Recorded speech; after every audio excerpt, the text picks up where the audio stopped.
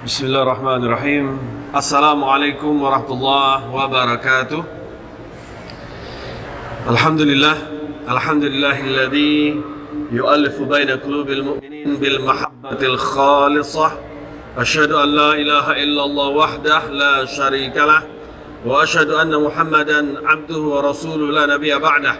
Allahumma shalli wa sallim wa barik ala sayyidina Muhammad wa ala alihi wa sahbihi wa jami' tabi'in wa man tabi'ahum bi ihsanin ila yaumiddin.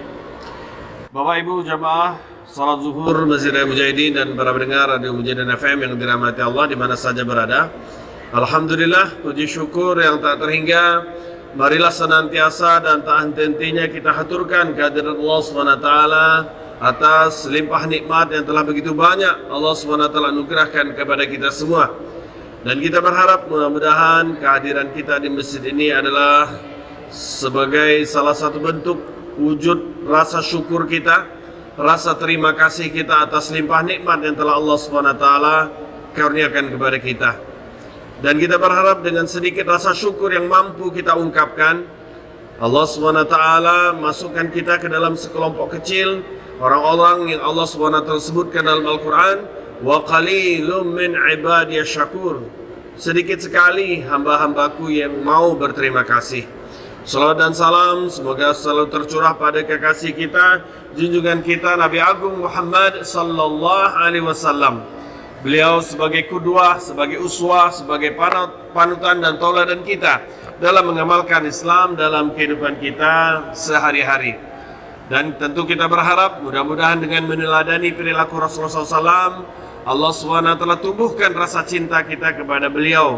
Karena rasa cinta kepada beliau yang menjadi penyebab kita bisa mendapatkan syafaat dari beliau, kita bisa minum dari air telaga beliau, dan dengan rasa cinta kita kepada beliau itu pula lah yang menjadi penyebab kita bisa dikumpulkan bersama beliau kelak di Jannatul Firdausil A'la. Jemaah yang dirahmati Allah, sebagai orang tua tentu kita sangat berharap anak-anak kita menjadi anak-anak yang soleh dan solehah. Namun tidak sedikit di antara kita yang masih bingung langkah apa yang harus kita lakukan agar kita memiliki anak yang soleh dan solehah. Kita tidak tahu apa yang harus kita lakukan terlebih dahulu. Nah jemaah yang dirahmati Allah, ada sebuah nasihat dari Rasulullah SAW yang disampaikan oleh Ali bin Abi Thalib. Hadis ini diriwayatkan oleh At-Tabrani. An Ali karamallahu wajhah, anna Nabi sallallahu alaihi wasallam qala, "Addibu auladakum ala thalathi khisalin." Dari Ali, semoga Allah Subhanahu wa taala ridha padanya, ridha pada wajahnya, karamallahu wajhah, bahwasanya Nabi sallallahu alaihi wasallam bersabda, "Addibu auladakum ala thalathi khisalin." Didiklah anak-anak kalian dengan 3 hal. Yang pertama, hubbi nabiyukum, yaitu mencintai nabi kalian. Yang kedua, wa hubbi ahli baiti, mencintai keluarganya. Wa qiraatil Qur'an, dan ajari mereka baca Al-Quran. Fa inna hamalatal Qur'an, karena sesungguhnya orang yang himalatul Qur'an, yang membawa Al-Quran, atau kemudian ditafsirkan lagi adalah para penghafal Quran, pada hari kiamat nanti fi dhillah yauma la dhilla illuh, yaitu dia akan berada pada lindungan Allah Subhanahu wa taala, di mana saat itu tidak ada lindungan kecuali lindungan Allah Subhanahu wa taala. Nah, jemaah yang dirahmati Allah, ada 3 hal penting yang Rasulullah SAW nasihatkan kepada kita jika kita ingin memiliki anak-anak yang saleh dan soleha, anak-anak yang bisa menjadi investasi bagi kita setelah kematian kita, bahkan anak-anak yang bisa menjadi amal jariah bagi kita. Bahkan sebuah hadis Rasulullah mengatakan, tahukah kalian orang tua yang mandul? Lalu sahabat berkata, orang tua mandul adalah orang tua yang tidak punya anak ya Rasulullah. Lalu kemudian Rasulullah meluruskan pemahaman mereka. Orang tua yang mandul adalah orang tua yang memiliki banyak anak, tetapi dia tidak dapat kemanfaatan dari anaknya untuk akhiratnya kelak. Nah, jemaah yang dirahmati Allah, jangan sampai kita memiliki banyak anak tapi tidak memberikan kontribusi bagi kita di yaumil akhir nanti. Tidak menjadi amal jariah bagi kita, tidak menjadi investasi bagi kita kelak di akhirat nanti. Maka caranya yang Rasulullah SAW ajarkan adalah addibu auladakum, ajari anak-anakmu yang pertama hubbin nabiyikum, mencintai nabi kalian, mencintai Rasulullah SAW. Jamaah yang dirahmati Allah, mengajarkan anak untuk mencintai nabi ini sangat penting, karena ketika anak dia cinta kepada Nabi Muhammad SAW, maka dia akan menjadikan Nabi Muhammad sebagai figurnya, sebagai kudwahnya, sebagai tauladannya. Sehingga ketika dia nanti bertindak, dia berbuat, dia berkata, dia selalu akan mencari rujukan. Siapa rujukannya? Yang dia cintai, yaitu Rasulullah. Nah, saat ini kita melihat banyak orang tua muslim mendidik anak dengan cara yang asal-asalan, mengikuti apa yang diinginkan anak, sehingga ketika anak misalnya suka lihat superhero, lihat Batman misalnya, Superman, lalu kemudian dibelilah buku tentang Superman, Batman, atau video-video terkait dengan superhero tadi, maka kemudian anak-anak itu menjadi cinta kepada superhero tersebut, dan superhero itu akan menjadi rujukan dalam kehidupan mereka. Dan ini tentu sebuah perbuatan yang keliru. Nah, jemaah yang dirahmati Allah, untuk memunculkan rasa cinta kita kepada Nabi, langkah yang pertama adalah sebagaimana perkataan orang tua kita dulu, tak kenal maka tak sayang maka tak cinta. Maka untuk menumbuhkan rasa cinta kepada Rasulullah, menumbuhkan rasa cinta kita kepada Rasulullah, yang pertama adalah kenali dulu Rasulullah, ma'rifatir Rasulullah, mengenal Rasulullah, fahami dia, kenali dia. Caranya baca biografinya, baca sejarahnya. Nah, alhamdulillah sekarang sudah banyak buku-buku sirah Nabi. Nah, untuk anak-anak juga banyak dengan animasi kartun dan lain sebagainya. Salah satunya misalnya ada Muhammad Teladanku, itu ada beberapa buku. Nah, orang tua bisa membacakan ini. Kalau anaknya belum bisa baca, bacakan untuk mereka. Ketika mereka mau tidur misalnya, bacakan kepada mereka kisah-kisah Nabi. Ada juga Rasulullah Teladanku di buku yang lain untuk anak-anak.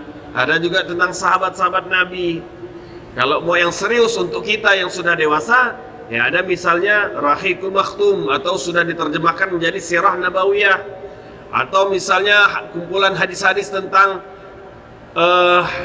Nabi Muhammad SAW, misalnya di dalam kitab Syama'il Muhammadiyah karangan At-Tirmidzi, itu menceritakan hadis-hadis tentang diri Rasulullah, tentang fisik beliau, rambutnya seperti apa, alisnya, mata, hidung dan sebagainya, itu ada di dalam kitab Syama'il Muhammadiyah. Nah, itu untuk kita yang sudah agak serius dalam hal membaca. Tapi untuk anak-anak itu bisa dibelikan buku-buku tadi. Memang buku ini agak mahal, tetapi anak ini adalah investasi yang luar biasa, investasi jangka panjang untuk anak-anak kita. Bahkan bukan hanya untuk anak kita, bisa juga untuk cucu kita nanti. Nah, jemaah yang dirahmati Allah, dengan mengenal Rasul itu maka akan tumbuh rasa cinta. Dan itu sudah banyak yang mengakuinya. Ketika dia ceritakan itu rutin kepada anak-anaknya, suatu ketika anaknya berkata, "Ya" atau "Bi, saya cinta Rasulullah." Itu akan keluar dari mulut mereka ketika mereka mendengar, membaca biografi tentang Rasulullah SAW. Lalu kemudian yang kedua, jemaah yang dirahmati Allah, ajari anak-anak kita untuk mencintai keluarga Rasul. Nah, keluarga Rasul ini, para ulama ini berbeda pendapat. Banyak pendapat terkait dengan keluarga Rasul. Ada keluarga Rasul yang dimaksud di dalam hadis ini adalah keluarga Rasul secara nasab, yaitu keturunan dari Ali dan Fatimah terus sampai ke bawah, ini ahlul bait. Namun ada juga ulama yang menafsirkan ahlul Rasul atau ahlul bait Rasul itu adalah semua orang Islam yang takwa, taat kepada Rasul, kepada Allah SWT dan Rasulnya, dia termasuk kepada keluarga Rasul. Karena pernah suatu ketika Salman Al-Farisi ini adalah seorang sahabat dari Persia. Tapi kemudian Rasulullah mengatakan Salman adalah keluargaku. Maka dari sini para ulama berpendapat makna keluarga di dalam beberapa hadis ataupun dari ayat Al-Quran itu menunjukkan kepada orang-orang yang dekat dengan Rasul. Bukan hanya dari segi nasab, tapi juga dari segi ideologis atau dari keyakinan, dari segi akidah. Nah, apa tujuannya kita mengajari mereka untuk cinta kepada keluarga Rasul? Keluarga Rasul dalam berbagai macam pengertian itu adalah orang-orang baik. Maka kita diajarkan untuk mencintai orang-orang baik. Sebagaimana Rasulullah mengajarkan kepada kita sebuah doa. Allahumma rzuqni hubbuk, ya Allah rizkikan aku untuk mencintaimu, wa hubbu ma yuhibbuk, mencintai siapa saja yang kau cintai, wal amali yuaddi ila hubbik, dan mengantarkan aku untuk cinta kepadamu. Mencintai amal yang dapat mengantarkan aku untuk cinta kepadamu. Ada 3 doa yang diajarkan oleh Rasulullah. Yang pertama, minta rizki kepada Allah untuk bisa mencintai Allah. Yang kedua, mencintai orang-orang yang dicintai Allah. Siapa orang-orang yang dicintai Allah? Para nabi, para rasul, as-siddiqin, orang-orang yang benar, as-solihin, orang-orang soleh, as-syuhada, para syahid, syuhada. Itu adalah orang-orang yang dicintai oleh Allah Subhanahu wa taala. Maka kita minta kepada Allah Subhanahu wa taala agar Allah Subhanahu wa taala menganugerahkan kepada kita rasa cinta kepada orang-orang baik itu, orang-orang yang berada di sekitar nabi itu. Karena kalau kita mencintai orang-orang yang baik yang berada di sekitar Nabi itu, maka kita pun ikut menjadi baik juga. Terlebih lagi Rasulullah SAW pernah mengatakan, fa innaka ma'aman ahbabta. Sesungguhnya engkau akan dikumpulkan bersama orang-orang yang engkau cintai. Maka hadis ini sangat jelas jemaah yang dirahmati Allah. Ketika kita memiliki cinta kepada Rasulullah, kepada keluarga beliau, kepada orang-orang baik yang berada di sekitar beliau, maka kelak di yaumil akhir kita pun akan dikumpulkan bersama orang-orang tersebut. Maka penting bagi kita mengajarkan kepada anak-anak kita untuk mencintai Rasul dan mencintai keluarga beliau dalam pengertian yang luas. Lalu kemudian yang ketiga, ajari anak kita baca Al-Quran. Jadi sedari awal anak-anak kita sudah kita ajari bagaimana mereka bisa baca Al-Quran. Tumbuhkan kepada mereka kecintaan kepada Al-Quran, membaca Al-Quran. Kenapa? Karena Al-Quran itu sangat penting dalam kehidupan kita sampai kita wafat nanti. Terlebih lagi kita semua, anak-anak kita pasti akan menemui masalah di dalam kehidupan. Dan Islam mengajarkan kepada kita ketika ada masalah, inna lillah. Dalam walanabluwannakum bisyai'in minal khauf, dalam Al-Qur'an Allah SWT berfirman, sungguh kami akan uji kalian. Semua kita akan diuji oleh Allah SWT bisyai'in minal khauf, rasa takut, kelaparan, wa naqsi minal amwal wal anfus wa thamarat, kurang hasil panen, kematian, sakit dan lain sebagainya. Allah memberikan resep, wa basyiris sabirin, beri kabar kepada orang yang sabar. Siapa orang sabar? Alladzina idza asabatuhum musibah inna lillahi wa inna ilaihi raji'un. Orang yang sabar itu adalah orang yang ketika dia ditimpa musibah, dia berkata inna lillahi wa inna ilaihi raji'un. Apa artinya? Inna lillahi artinya adalah sesungguhnya kami adalah kepunyaan Allah. Terserah Allah akan menguji kita dengan apapun. Itu terserah Allah. Kenapa? Karena kita milik Allah. Yang keduanya, wa inna ilaihi raji'un. Mereka ini, orang-orang yang sabar adalah orang yang ketika mereka dapat musibah, mereka kembali kepada Allah. Kembali kepada Allah seperti apa? Kembali kepada Al-Quran. Jadi kalau kita ada masalah, ulama mengajarkan ada namanya istikharah bil Quran. Ada sholat istikharah, ada juga istikharah bil Quran. Gimana caranya? Caranya adalah ketika kita ada masalah, kita pegang Al-Quran, mushaf Quran kita pegang, lalu kemudian kita minta kepada Allah Subhanahu wa taala. Kita curhat kepada Allah, ya Allah saya ada masalah ini, beri saya hidayah. Lalu kemudian kita buka Al-Quran secara acak, terserah halaman mana, lalu kemudian kita baca. insya Allah di situ ada solusi dari permasalahan kita. Itu yang ikhtiar bil Quran atau istikharah bil Quran yang diajarkan oleh para ulama. Nah, jadi jemaah yang dirahmati Allah, ketika anak kita dari kecil sudah bisa membaca Al-Quran, maka insya Allah pelan-pelan mereka akan meningkatkan. Bukan hanya sekedar membaca, tapi juga nanti menghafalkan, mengamalkan, mendakwahkan gitu ya. Sehingga mereka akan menjadi hamalatul Quran, orang yang membawa Al-Quran. Membawa Al-Quran itu bukan mushafnya dibawa kemana-mana, tapi Al-Quran itu sudah masuk ke dalam dirinya, sudah menginternalisasi, sudah menjadi bagian daripada dirinya. Sehingga ketika dia ada masalah, dengan gampang dia langsung dia balik kepada Al-Quran. Tidak lagi curhat ke sana, ke sini, kemana, enggak. Dia sudah tahu, kalau ada masalah, balik kepada Al-Quran. Nah, inilah pentingnya kita ajari anak-anak kita Al-Quran. Demikian jemaah yang dirahmati Allah yang bisa saya sampaikan. Mudah-mudahan apa yang disampaikan ini bermanfaat untuk kita semua, bisa menjadi hal yang bisa kita amalkan dalam kehidupan kita sehari-hari.